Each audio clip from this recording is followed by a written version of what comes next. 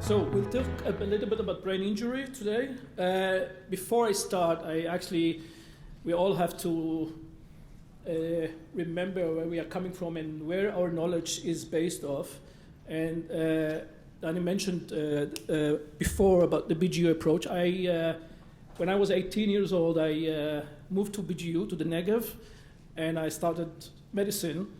And I grew up there. I did my PhD, went to all kinds of places, including the Israeli army, and came back to BGU.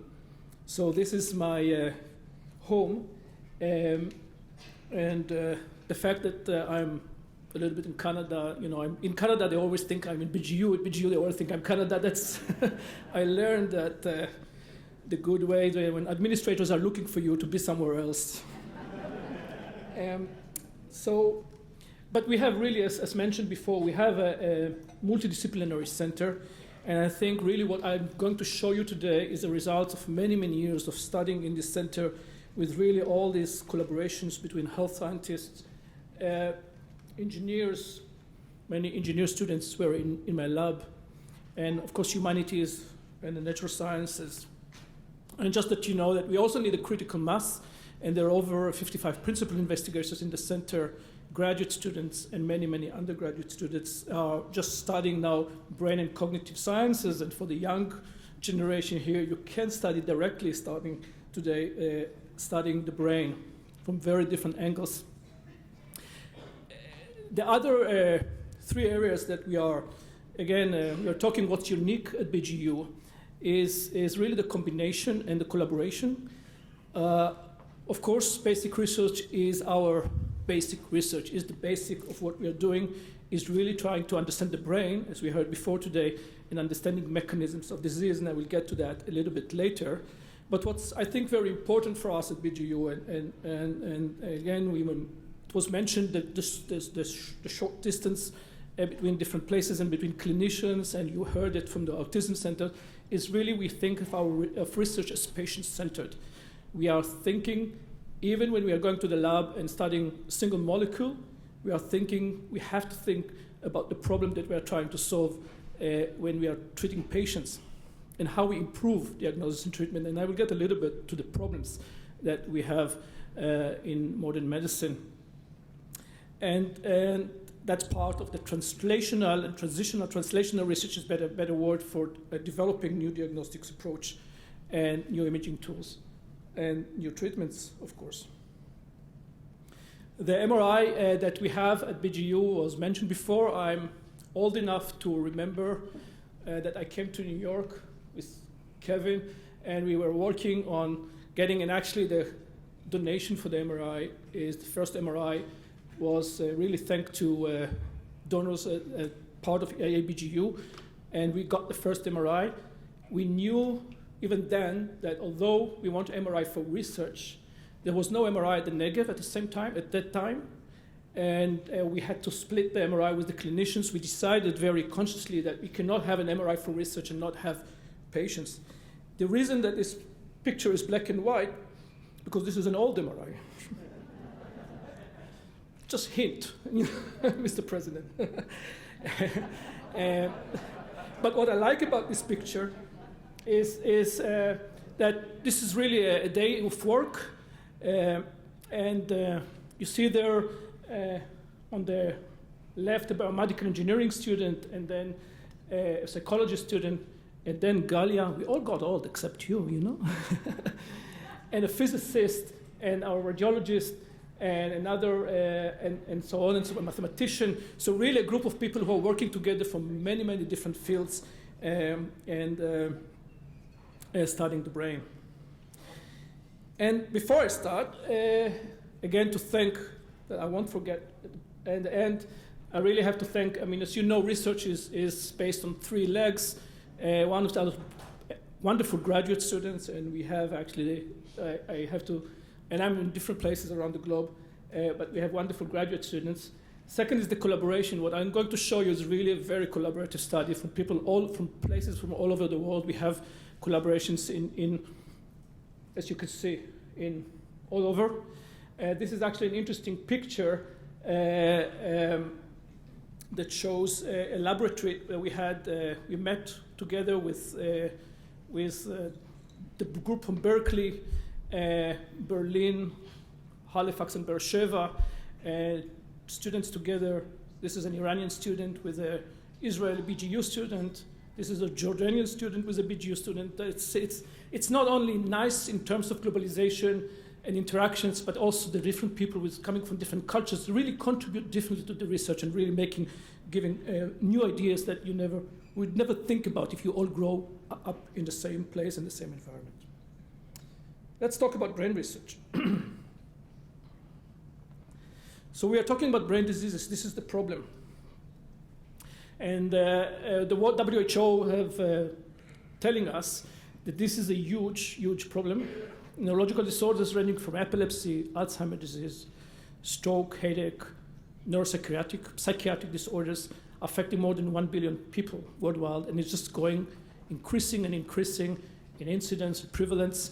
We are all, sadly or not, we are going to die with brain disease. There's much less cancer today, there's much less heart diseases. I mean, we solved many of these problems, but we're left with brain disorders. You'll ask yourself, why? What's the reason for that?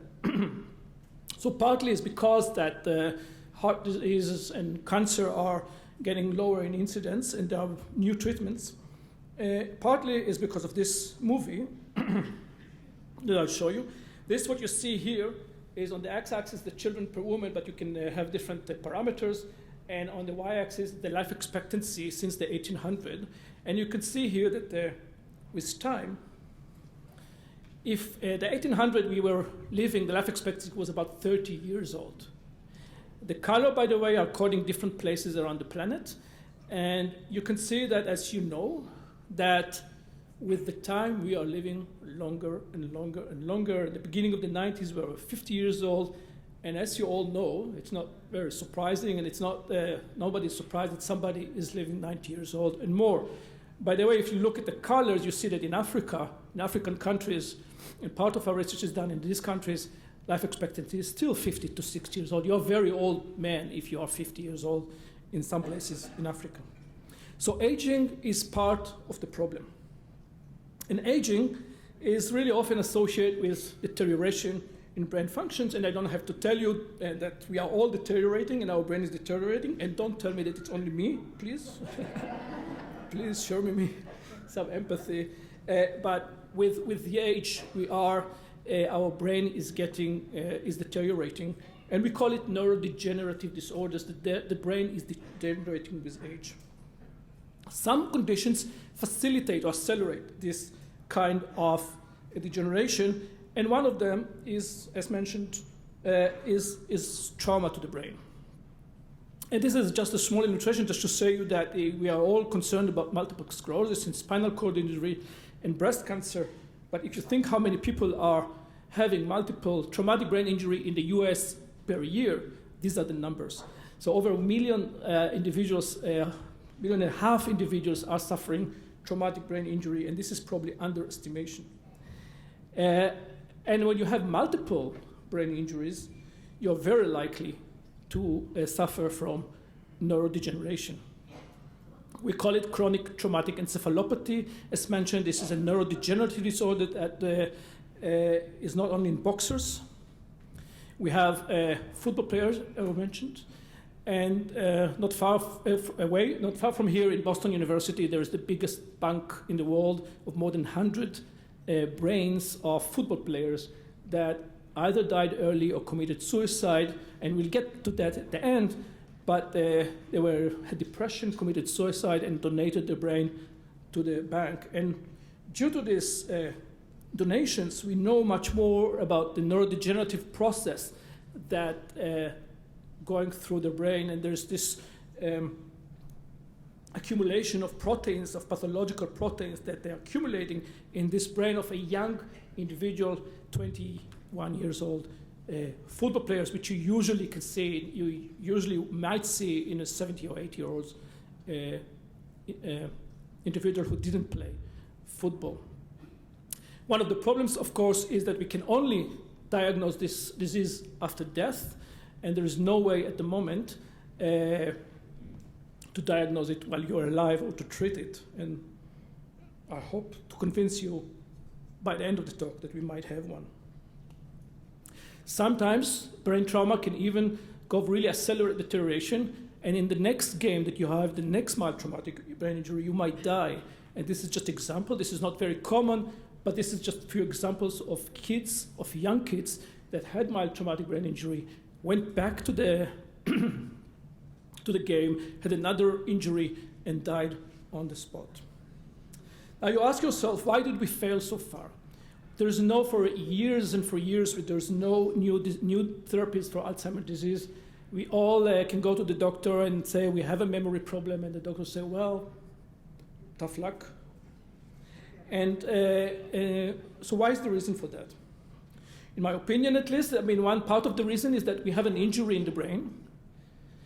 We know that we usually recover from the acute insult. But during the years, there are several cellular, molecular, pathophysiological events that are happening in our brain, and our brain can accommodate and can live with these changes until we come up with symptoms. Now I don't remember. Now I don't recognize faces. Now I cannot find my home anymore. And then you go to the doctor. At this stage, when you go to the doctors, when we have symptoms, what the doctor is trying to do is treat your symptoms. And treating the symptoms after they appeared, it's too late and too little. What we are trying to do in the lab is to focus on early diagnosis and prevention. We do it by 3 different ways. We first study the mechanisms of the disease. We have to understand what's happening in the brain since the time of the insult to the time that you go to the doctor. What's happened during these years along the way when you are developing these changes in the brain. Second, of course, we have to diagnose early, and we have to develop new diagnostic techniques to diagnose early. And third is to prevent and to work on the mechanisms that we find. It doesn't mean that it will be one mechanism of disease, but we have to identify the specific mechanism that you as an individual suffer from and treat that mechanism, this molecular or cellular mechanism. Our lab is focusing on brain vessels in the brain. Why is that? Because they're there, of course. But there's a very, very rich supply of blood to the brain. The brain is one of the most, is actually the organ that have most highest blood supply. So it's only 5% of body weight, but it's 20% of the blood each minute goes to the brain because it needs a lot of oxygen and a lot of glucose and metabolites to function. There's lots of energy that is consumed by the brain. And this huge vasculature in the brain just basically says that, as you can see here, that every cell in the brain has its own capillaries. There's all little vessels that supply this brain. If you take all these vessels together, you have 600 kilometers. If you put all these vessels of the brain, you have 600 kilometers. It's just going from here to Washington, D.C. and back. And the surface area is huge for this brain. And these little vessels, as you can imagine, can be injured. And this injury is the question, how can that lead to a neurodegenerative disease? There's also something very interesting about brain vessels. There are lots of them, they're also very special. And the brain vessels in the brain have what we call is a blood-brain barrier. I will not go into details, of course, but it's a very unique barrier. What it does, it separates between the blood and the brain, giving the brain a very special environment. The brain works on electricity, and electricity works on ions. And basically, you don't want that every time we eat a banana, we'll change our levels of ions in the body, we'll think differently. That doesn't make any sense. So we need a separation. We need the brain to be very isolated from the blood and keep its own environment very tightly. And to allow that, we have what we call blood-brain barrier. But what's happened to this blood-brain barrier when we have a mild traumatic brain injury? And I understand that you didn't see today football, so this is my contribution. Why maybe we shouldn't. But during this head trauma and movement of the brain, what's happened is that little vessels are injured. And we can imitate that in the lab. What you see here in the brain, this is the brain of an animal that we are inducing a very, very small lesion. We're inducing a clot. What happens if you injure a vessel, you generate a clot. Here we generate a a clot in a very, very tiny vessel within the brain. You can see actually the clot develops here. I hope you can see it. I don't see what I'm pointing, but I think you see the white clot that is generated within these very, very small blood vessels. But this is not the interesting thing. The interesting thing is that the next few hours, this brain, the surrounding of this little injury, this surrounding brain becomes blue. Why it becomes blue? Simple, because we injected a blue dye. But it's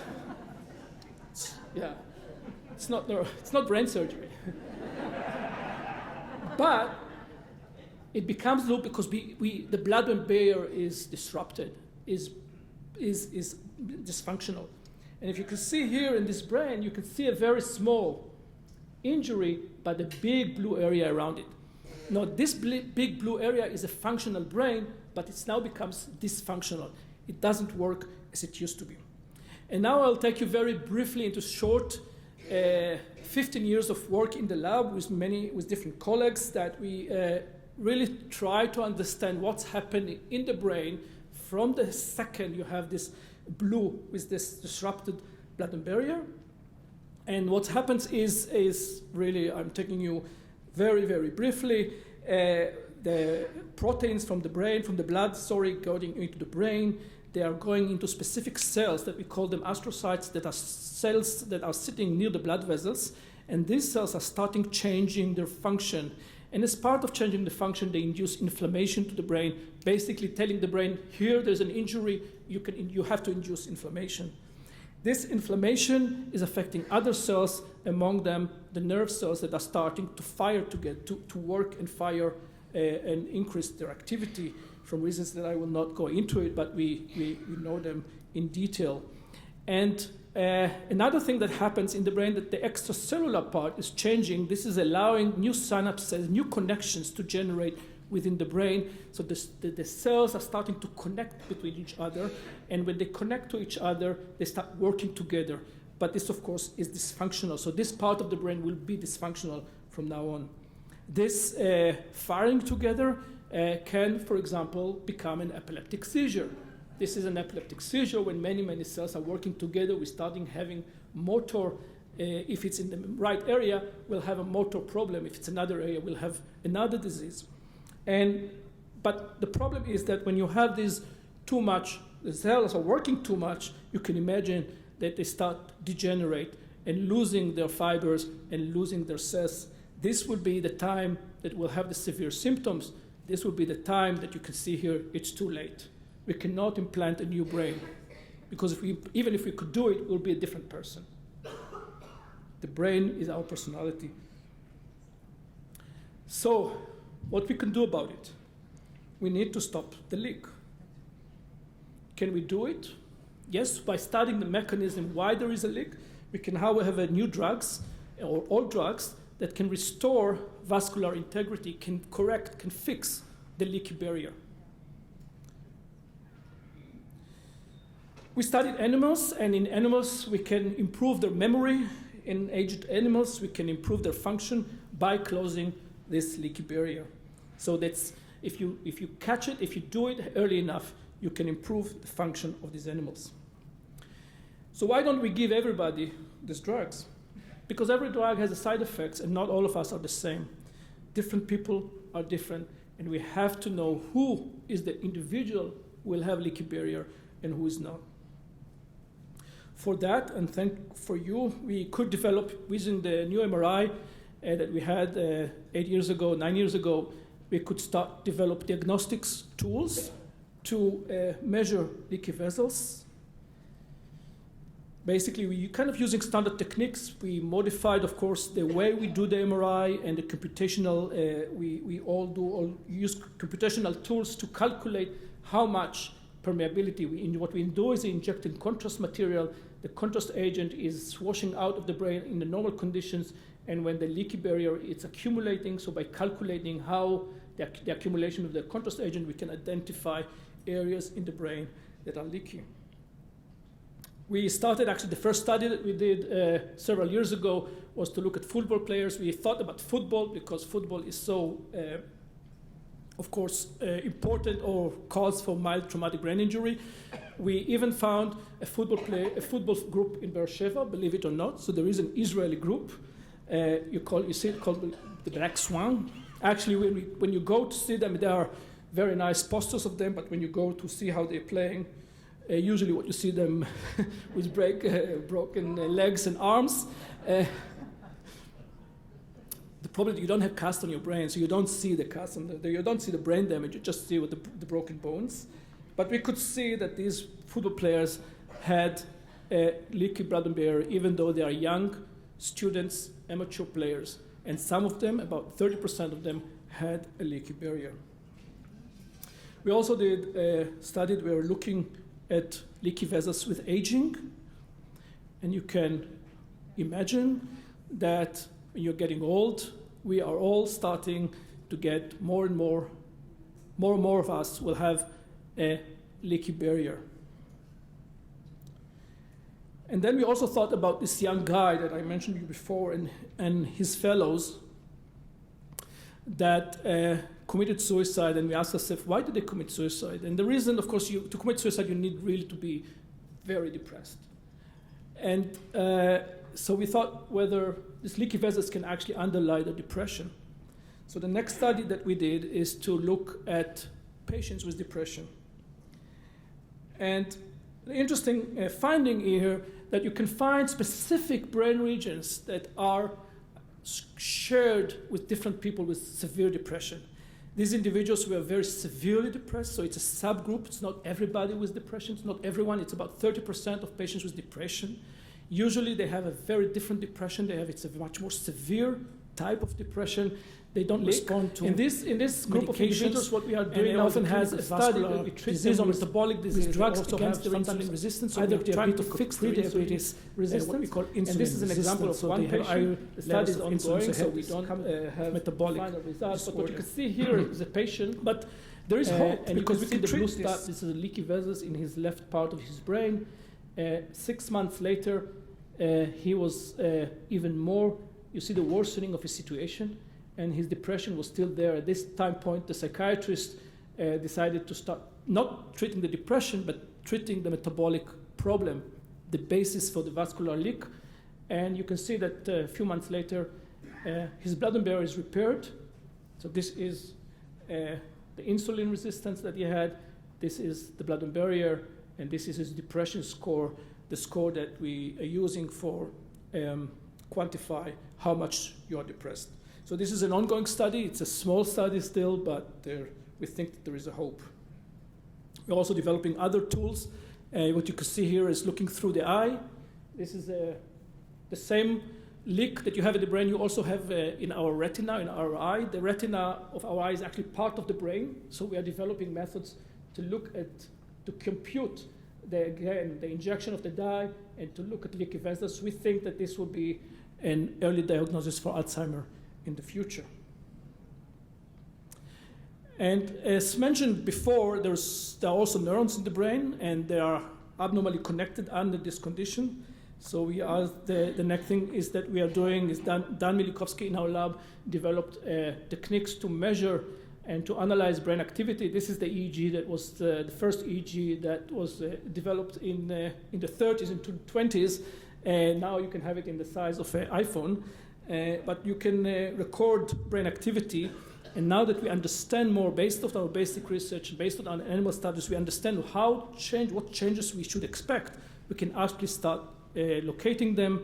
We did an animal in animals, in humans, and in humans with dementia, and we can find the pattern of brain activity that changes during when you have a leaky barrier. So, as I said, this is a multidisciplinary approach. We established a team like that in both our universities, and we had a mission from Global Affairs Canada, the Foreign Affairs, to start studying Canadian diplomats using our special approaches. This was, for those of you who reading the news, I mean, this was a mystery whether there's a special mysterious weapon, or what is it that American and Canadian diplomats are having after being in Havana. So we used our techniques. We found specific brain regions. Now it's a different brain regions that are affected in these Canadian diplomats. But the important thing was that knowing something about the brain, we could start figuring out what are these brain regions are involved in and why these brain regions are involved, are injured. So first of all, we can confirm that they are not imagining these diplomats are really sick. The second was, can we find out, based on studying these brain regions that have leaky barrier, what do they have? And I also use this technique, this EEG technique, so we definitely found out that they have changes in their brain activity. And based on studying these brain regions, what they are, these regions were associated with a very specific nervous system that we have. We call it the cholinergic nervous system. And it was like a detective story. We said, what could be a cholinergic system be involved? What could act on this cholinergic system? And that's part of my being in the Israeli army. I could think of specific chemicals that can affect that. And then we can learn that actually probably this is the reason. So in Cuba, there was, since the same time, 2016 to 2018, there is a war against Zika virus. The Cuban army declared a war against the Zika virus, and they actually killed any mosquito on the island. They used to go once a week, sometimes twice a week, and fumigate. Then the embassies did again fumigating, just not to get Zika or other diseases that are transferred by mosquitoes. But we could prove actually that many of the Canadian diplomats, at least, they have the poison in the blood. They still had the poison in the blood. We could actually measure the poison in the blood, and probably we think that the mysterious Havana syndrome can be a much more important global health problem than we were thinking before. It's not affecting only diplomats, it's affecting Cubans and other business people who are staying there for long times. So to summarize,